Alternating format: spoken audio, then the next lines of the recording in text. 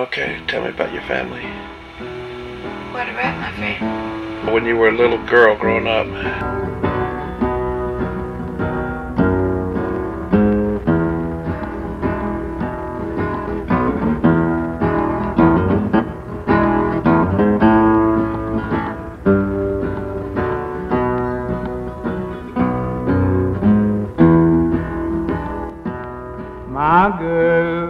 My girl, don't lie to me.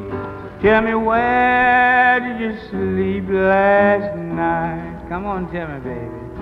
In the pond, where the sun don't ever shine. I was shivering all night too. Yeah, before, I think him and Ellison had a buck station. You know, they sold gasoline to gasoline places. They made pretty good money there too.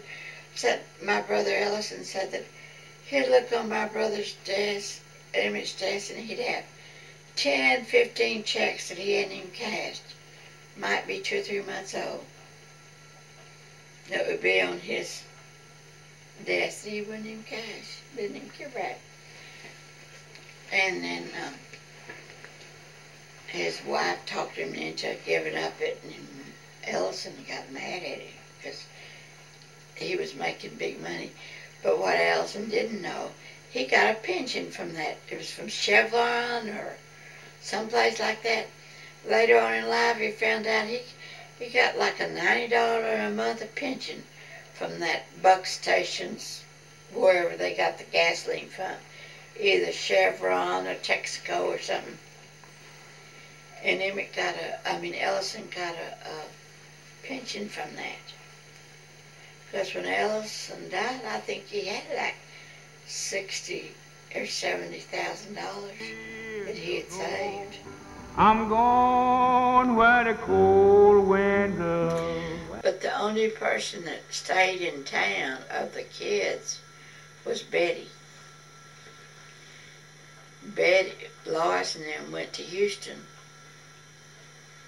Bam and them went to Beaumont, and then they built a house at the lake. But they still had the Beaumont house. They lived in Beaumont. They just go in the summertime to the lake house. And Vala lived in High Island. She lived a mile from the beach, right on the hill. Right on the... She still lives there. She has a daughter. She only had one daughter. And her daughter's husband had diabetes. His legs were cut off and he died 2 weeks later. He was like 40, not over 50 years old, 40. In the pond, where the sun don't ever then she had a heart attack. And her son had diabetes. But he moved away from that place. It was called Rosenberg, and he moved to Richardson, which was 20 miles closer to Houston. And Vala was wondering whether or not, after the hurricane, Vala was wondering whether or not she should stay in High Island by herself. Of course, she had a boyfriend from Port Arthur, that she'd been going with for 25 years. And he's 5 years younger than her. And he still comes on the weekends, and he'll call and ask her what she needs for the grocery store. And listen to this, she don't believe in canned goods. Everything has to be fresh. The vegetables and everything. And she decided, well, maybe she should move in with her daughter. And she said, no, I don't want to do that. Because I moved down there and my daughter would die on me, and then I'd be stuck. So then she said, well, she could move in with her grandson.